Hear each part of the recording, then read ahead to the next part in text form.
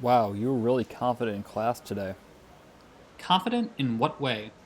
You were confident in your claim that people don't have free will. That's a very bold claim, especially to state in a full classroom. No free will suggests that nothing you do is really your decision, that you are just a machine executing a program. What I said is that our behaviors are shaped by their consequences, a precise claim that B.F. Skinner argued. Same thing if you ask me. Let me construct a demonstration.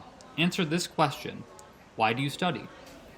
Because I want to get good grades, And what is the intended consequence of good grades for you?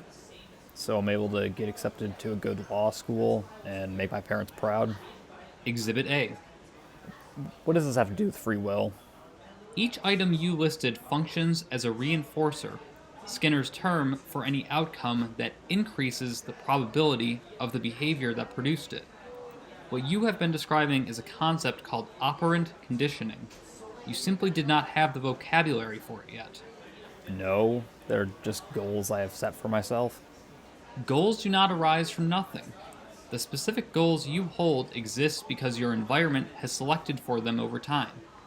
A person raised in entirely different circumstances would hold completely different goals. So, what you're saying is that I'm reacting based on the things that surround me in my life. Correct, specifically through positive reinforcement. Behavior that produces a reward gets repeated. Behavior that produces something unpleasant is suppressed. We recognize the second form as punishment. So, I'm practically getting trained like a dog gets trained. Same idea, yes. Okay, answer this question for me then. Proceed. What if I decide right now to skip my next class? Why? Just to show that I can.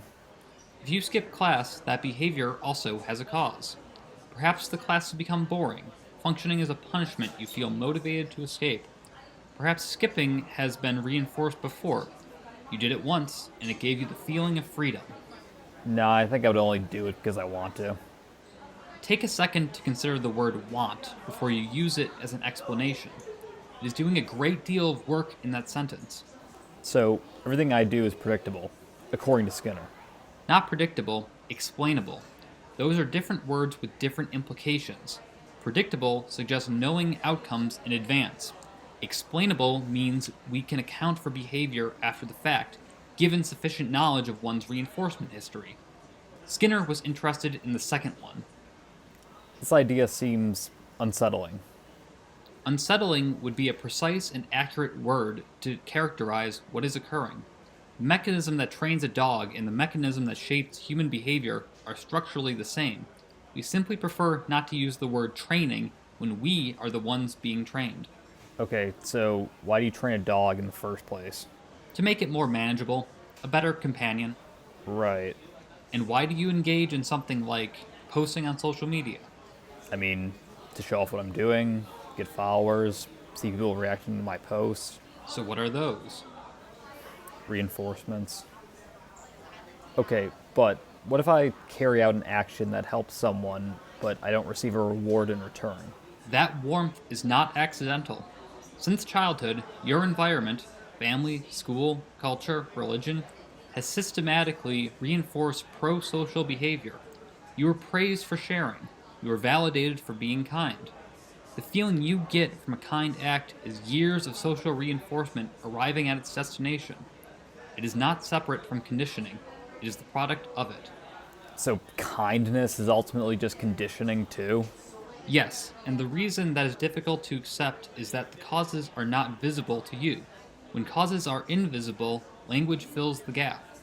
We reach for words like want and choose and decide, and these words feel like sufficient explanation. Skinner would posit that such words are only placeholders, not explanations. This is all ridiculous. Then there's literally no meaning in anything that we say or do in this world. I would push back on that. Knowing the mechanism behind a preference does not cancel out the preference. The question of why something is meaningful to you and the question of how something becomes meaningful are not the same question. Skinner answers the second one. The first one is still yours. So in that case, we can change our reinforcements. Yes, though Skinner would phrase it differently. You cannot simply decide to want something new. What you can do is restructure your environment so that different behaviors get reinforced. Then, over time, those behaviors become part of who you are. So, in the big picture of things, I do in fact possess control over my own life. You do, and that capacity to restructure your own environment is, in Skinner's terms, the highest expression of self determination available to you. Wouldn't that be free will, though? That's exactly what a conditioned person would call it.